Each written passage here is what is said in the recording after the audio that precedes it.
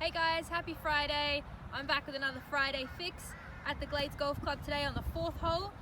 And today's Friday fix is going to be all about distance control. So throughout the whole bag, but then more so down into the wedges.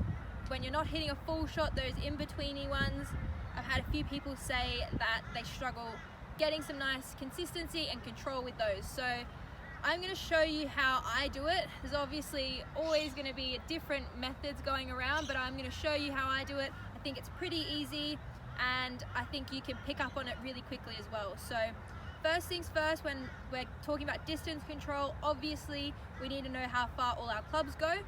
So best way to do it is go down to your local pro, your coach, whoever, and pretty much all pros nowadays, teaching pros, have access to a TrackMan, flight scope, something along those lines. And that's going to give us the quickest, easiest, most accurate readings and averages for each club. So 5 to 10 shots with each club and get a good average, write them all down all the way through the bag, including the wedges. And then once we've done that, that's when we can do the rest of our wedge work. And this is only going to take about an hour of our time, once, twice a year, and it's going to give big improvements. So when we get down into the wedges, the way I do it is I have 3 swing lengths for each wedge. So I've got 4 wedges, you might only have 2, 3, doesn't matter. I have 3 swing lengths for each wedge, and then that gives me a good number of baseline numbers, I guess, to work from.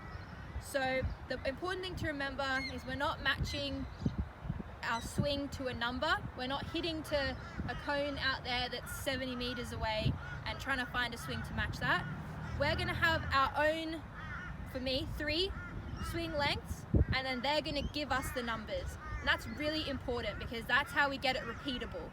That's how you're going to get these numbers out on the golf course matching up. So for me, my 3 swing lengths, I feel like I have a half, a 3/4, and a full. My half to me feels like when my arm feels like it's parallel to the ground. And then my 3/4, a little bit more, and full is my full rotation that I use for a wedge. So you might have different feels. You might feel your chest rotating to a certain position, where your arms are, where your club head is. You might picture a clock face. Really doesn't matter. You just need to know what they are. Get them all done. So just like with the rest of the clubs, 5 to 10 shots with each different swing length for each different club. Then write them all down. I've got them in my back of my yardage book. I'll put them up to show you so that I've got them there all the time. So in this situation, for example, we're 100 meters away from the pin here. I've already measured it. It's a bit downwind. The greens are getting a little bit firm. So I'm going to play it more like a 93, and that's going to be on a 3/4, 50-degree wedge for me. So let's see how accurate I've got these numbers and see if I can get it in there close.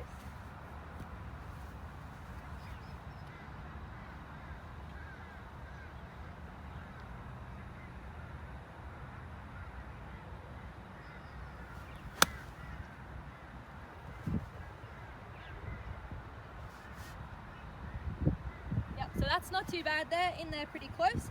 And that's pretty much all there is to it. Just remember that our 3 swing lengths are going to give us the numbers. We're not going to have a number or a target in mind before we lock those in. So that is really important. And the final tip that I will give you is club fitting is super important when you are going in, talking to your pro, getting on the TrackMan. Talk to them about a club fit, because you might think, oh, I'm not a very good golfer, it's not going to make any difference to me, but it absolutely will. And I think it's the easiest way to see improvements in your golf game. You don't have to get any better, you don't have to learn anything extra. Just get some clubs that suit your game and fit whatever you're doing in your swing. So that is a really important thing to keep in mind. Maybe the next time you buy clubs, 100% get a club fit. But other than that, get those distances, get those swings, and that is going to dictate the distances that we hit. Once we get those base numbers for filling in those gaps, you can experiment afterwards with maybe gripping down a little bit, gripping up a little bit, and then just feeling a little bit shorter, a little bit longer, than those swing lengths that you've got locked in, and then you can work from there, and before long you'll be able to pretty much throw a dart at any number, hopefully. So give that all a go and you should see some real improvements in your wedge game out on the course.